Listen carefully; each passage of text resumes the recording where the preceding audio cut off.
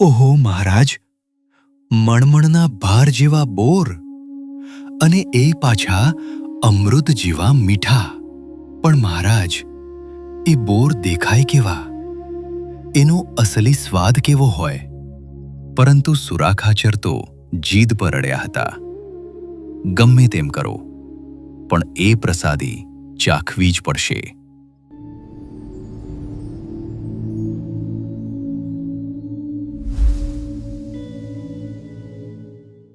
ગઢપુરમાં શ્રીહરિ લીમડાની શીતળ છાયામાં સભા ભરીને બિરાજ્યા હતા. વાતોના વહેણમાં મહારાજે એક અદ્ભુત વાત છેડી. તેમણે અખંડ તપ અને મુક્તિના ધામ એવા બદ્રિકાશ્રમનું સ્મરણ કરતા કહ્યું, બદ્રિકાશ્રમમાં બહુ મોટા અને દિવ્ય બોર થાય છે. ત્યાં રહેનારા મુક્તો એ જ બોર જમે છે અને અખંડ ભગવાનનું ભજન કરે છે. શાસ્ત્રોમાં આ સ્થાનનું વર્ણન એવું છે કે ત્યાં એક અત્યંત વિશાળ અને પવિત્ર બદ્રી એટલે બોરડીનું વૃક્ષ આવેલું છે, જે તેના અસાધારણ કદને કારણે વિશાલા તરીકે ઓળખાય છે, જેની ડાળીઓ ચારેય દિશાઓમાં ફેલાયેલી છે. આ કોઈ સામાન્ય વૃક્ષ નથી, પણ સ્વયં લક્ષ્મીજીએ આ વૃક્ષનું સ્વરૂપ ધારણ કર્યું છે, જેથી ભગવાન વિષ્ણુ જ્યારે હિમાલયની કઠોર ઠંડી અને પ્રતિકૂળ વાતાવરણમાં તપશ્ચર્યા કરે, ત્યારે આ વૃક્ષ રૂપે તેઓ પ્રભુનું રક્ષણ કરી શકે.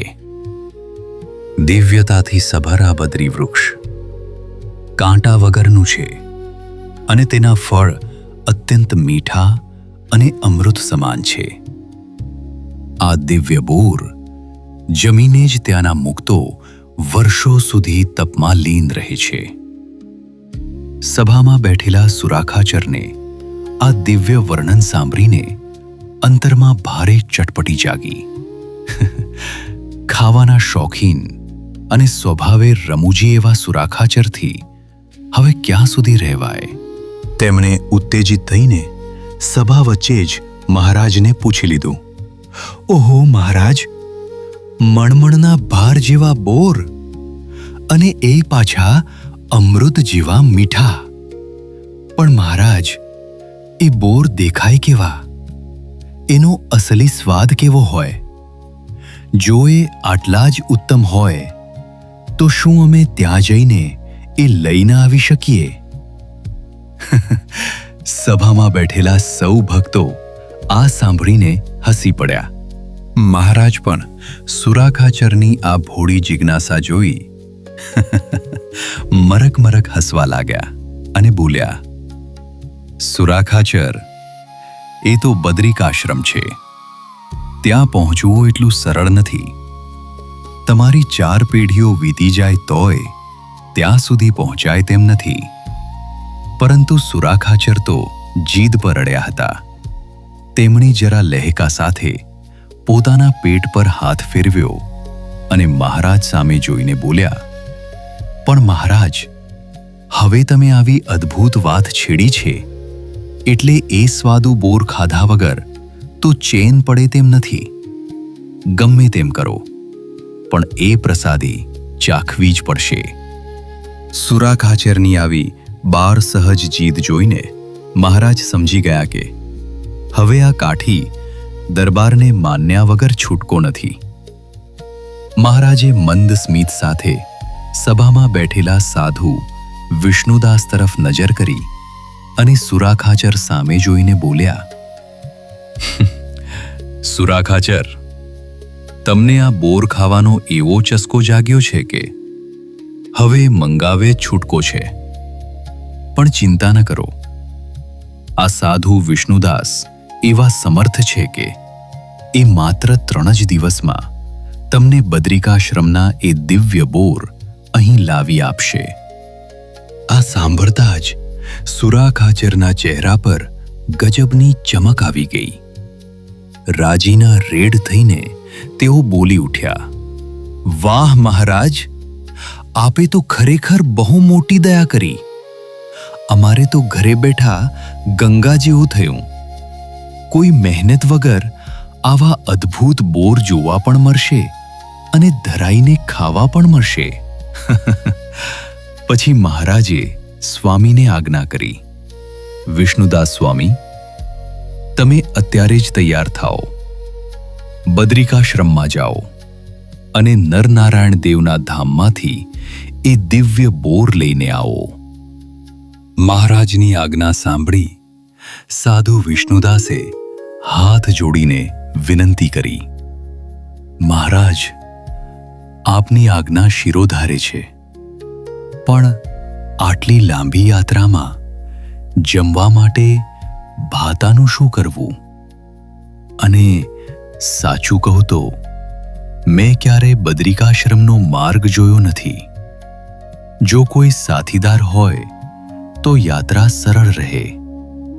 ભક્તની પ્રાર્થના સાંભળી શ્રીહરિએ પ્રસાદીની 5 શેર સુખરી બાંધી આપી અને આશ્વાસન આપતા બોલ્યા, સ્વામી, ચિંતા ન કરો. તમારા માટે જોડ અને માર્ગદર્શક આગળ રસ્તામાં તૈયાર જ છે. અત્યારે જ અહીંથી વિદાય લો. સાંજ પડે ત્યાં એક વડ અને તળાવ આવશે, ત્યાં રાત રોકાજો અને સવારે ઉઠીને બસ ઉત્તર દિશા પકડીને ચાલવા માંડજો. મહારાજના વચનમાં અડગ વિશ્વાસ રાખી વિષ્ણુદાસ સ્વામી નીકળી પડ્યા. સાંજ થતાં પ્રભુએ કહ્યા મુજબ વડ અને તળાવ આવ્યા. ત્યાં સુખડી જમીને તેઓ પોઢી ગયા. સવારે જાગીને ફરી યાત્રા શરૂ કરી. ઘણી આકરી મજલ કાપ્યા પછી માર્ગમાં ભયાનક પથરા નદી આવી. આ નદીનું પાણી એટલું કાતિલ ઠંડુ હતું કે તેમાં જે પડે તે થીજીને પથ્થર બની જાય. સ્વામીએ કાંઠે ઊભા રહી પોતાની લાકડી પાણીમાં બોળી તો જોત જોતામાં તે લાકડી પાણીમાં ઓગળી ગઈ. વિષ્ણુદાસ સ્વામીના હૃદયમાં ધ્રાસકો પડ્યો.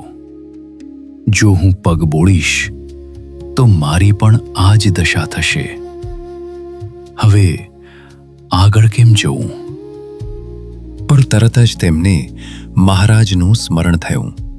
તેમણે સ્વામિનારાયણ, સ્વામિનારાયણ મહામંત્રનું રટણ શરૂ કર્યું. પ્રભુની મૂર્તિનું હૃદયમાં ચિંતવન કરતા મંત્રના બળે તેઓ નદીમાં ઉતર્યા. ભગવાનના પ્રતાપથી એ જ નદી તેમને રસ્તો આપતી હોય તેમ તેઓ સુખરૂપે સોંસરા નીકળી ગયા. નદી વટાવી આગળ ચાલ્યા ત્યાં રાત પડી ગઈ. હિંસક પશુઓના ડરથી તેમણે ઝાડ પર ચડીને રાત વિતાવવાનું વિચાર્યું. પણ ત્યાં જ તેમને દિવ્ય અને મધુર સંગીતનો સ્વર સંભળાયો. જે દિશામાંથી સંગીત આવતું હતું ત્યાં આગળ વધ્યા તો નજર સામે શાસ્ત્રોમાં વર્ણવેલી એ દિવ્ય બોરડી અને મુક્તોના પવિત્ર સ્થાનો દેખાયા. વિષ્ણુદાસ સ્વામી જ્યારે સભામાં પહોંચ્યા ત્યારે ત્યાં સાક્ષાત નરનારાયણ દેવ મુક્તો સાથે બિરાજમાન હતા. એક સામાન્ય દેખાતા સાધુને ગઢપુરથી આવેલા જોઈ નરનારાયણ દેવ અને મુક્તો અત્યંત હરખાયા. તેઓએ ઊભા થઈ વિષ્ણુદાસને પ્રેમથી આલિંગન આપ્યું. દેવે હોંશે હોંશે સ્વામી પાસેથી પ્રસાદીની સુખરી માંગી લીધી અને સર્વે મુક્તોને એ પ્રસાદી વહેંચી આપી. વિષ્ણુદાસ સ્વામીને જોઈને નરનારાયણ દેવ અને ત્યાંના મુક્તો અત્યંત પ્રસન્ન થયા. કુશળ સમાચાર પૂછ્યા બાદ દેવે જિજ્ઞાસા વ્યક્ત કરી, હે સંત, તમે આટલે દૂર અહીં કયા કારણથી પધાર્યા છો એ તો કહો. એટલે સ્વામીએ કહ્યું, હે પ્રભુ, ગઢપુરમાં શ્રીહરિએ મને આજ્ઞા કરી છે કે બદ્રિકાશ્રમ જઈને પ્રસાદીના બોર લઈ આવો, એટલે હું અહીં આવ્યો છું.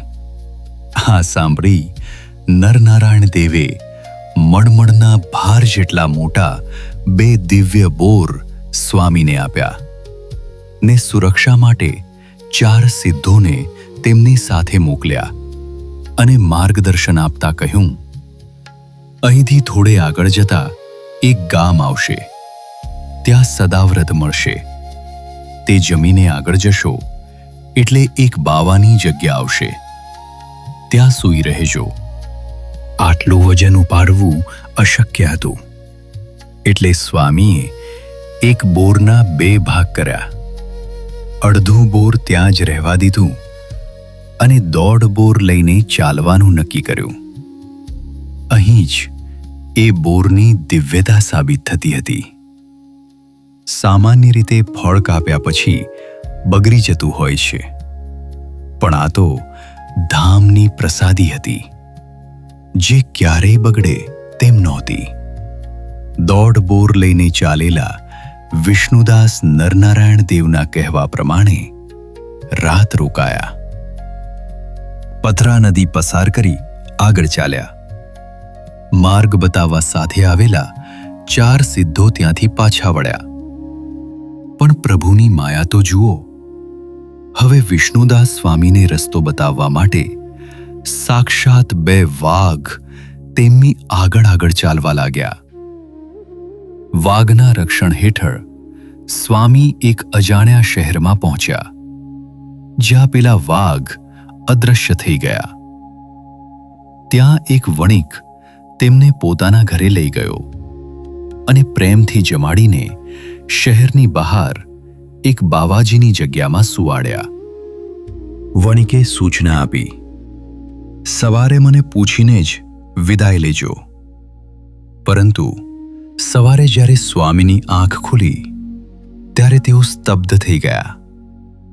ત્યાં નહોતું પેલું ગામ, નહોતો મઠ કે નહોતી પેલી બાવાજીની જગ્યા. માત્ર એક બાવાજી ત્યાં બેઠા હતા. સ્વામીએ આશ્ચર્ય સાથે પૂછ્યું, તમારો મઠ અને આખું ગામ ક્યાં ગયું?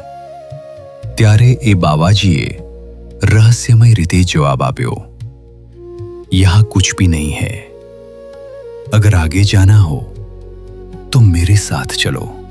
સ્વામી એ બાવાજીની સાથે થોડેક જ દૂર ચાલ્યા ત્યાં તો ચમત્કાર થયો. જે વડ અને તળાવ પાસે તેમણે પ્રથમ રાત વિતાવી હતી તે ગઢપુરની સીમ પાસેની જગ્યા દેખાઈ. આમ મહારાજના પ્રતાપથી અશક્ય એવી બદ્રિકાશ્રમની યાત્રા ખેડીને વિષ્ણુદાસ સ્વામી માત્ર 4 જ દિવસમાં સહી સલામત ગઢપુર પાછા ફર્યા.